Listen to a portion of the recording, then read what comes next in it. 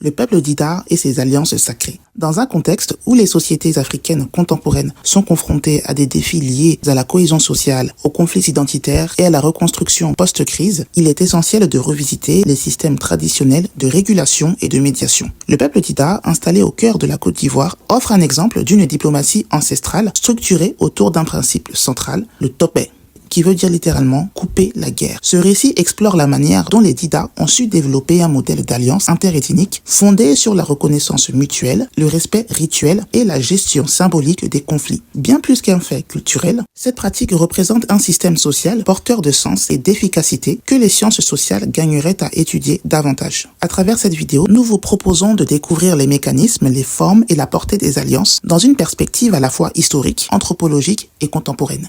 Topé, quand le peuple Dida coupa la guerre. Au cœur de la forêt ivoirienne, là où les racines plongent aussi profondément dans la terre que dans la mémoire des peuples, un mot continue de résonner. Topé. En Dida, ça signifie couper la guerre. Mais ce n'est pas un simple verbe. C'est une philosophie, un système social, d'une manière d'habiter le monde. Le peuple Dida, discret mais central dans l'histoire ivoirienne, a bâti au fil des siècles un art de la paix. Bien avant l'apparition des traités ou des constitutions, ils ont mis en place un réseau d'alliances interethniques qui, encore aujourd'hui, demeure un modèle d'intelligence sociale.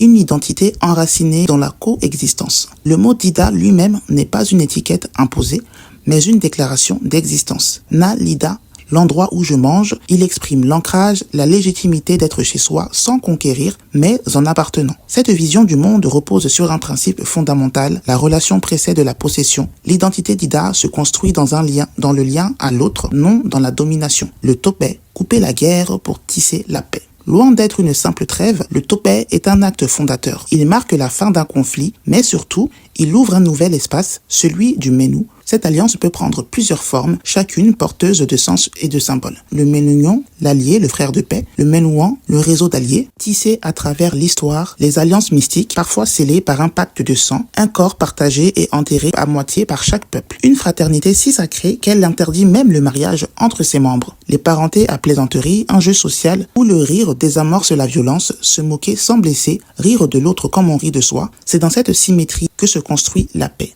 Une toile d'alliance unique en Afrique de l'Ouest. Peu de peuples peuvent se prévaloir d'un tel rayonnement. Les Dida ont noué environ 16 alliances formelles à travers la Côte d'Ivoire avec les Abé, les Adjoukrou, les Ébriés, les Baoulé Godé, les Kroumen, les Neyo, les Abidji et bien d'autres. Ce réseau traverse les familles linguistiques, les traditions religieuses et les écosystèmes culturels. Selon l'anthropologue français Emmanuel Terret, la forme d'extension du réseau des alliances politiques unit seuls les Dida à tous les peuples voisins qu'ils ont côtoyés dans le temps. Et chacun de ces peuples, Abé, Abidji, Ati, Adjoukrou, Aïzi, Aladjan et d'autres, n'est allié qu'aux Dida. Les Dida sont pour ainsi dire le nœud et le centre unique de ce réseau. Cette centralité n'est pas une hégémonie, c'est une stratégie de paix. Chaque pacte est un fil tendu vers l'autre, une toile invisible mais résistante. Une société structurée par l'interdépendance. L'alliance n'est pas un simple événement ponctuel, c'est une institution sociale. Elle influence les mariages, la résolution des conflits, les rituels, les paroles autorisées ou interdites.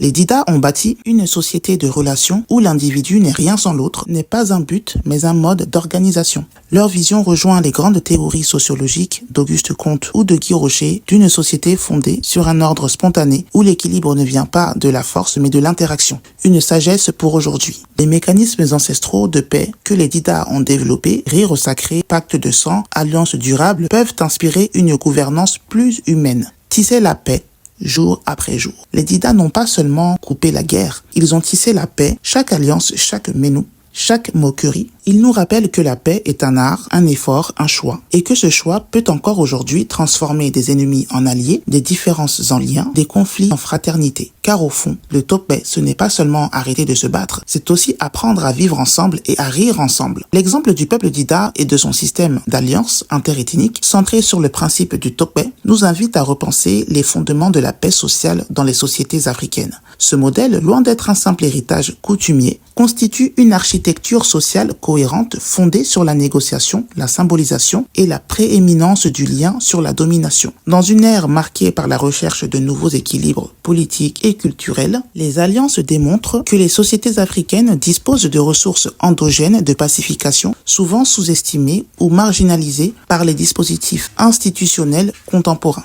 Redonner une place à ces savoirs sociaux, c'est non seulement honorer une mémoire collective, mais aussi envisager la construction d'un vivre ensemble fondé sur des logiques de réciprocité, d'humour partagé et de fraternité rituelle. En définitive, alliés loyaux, souvenez-vous, dans l'histoire des peuples, les Dida ont toujours été les chefs de guerre, les faiseurs de rois. Marcher avec nous, c'est marcher dans les pas de l'histoire, même quand on n'y était pas invité.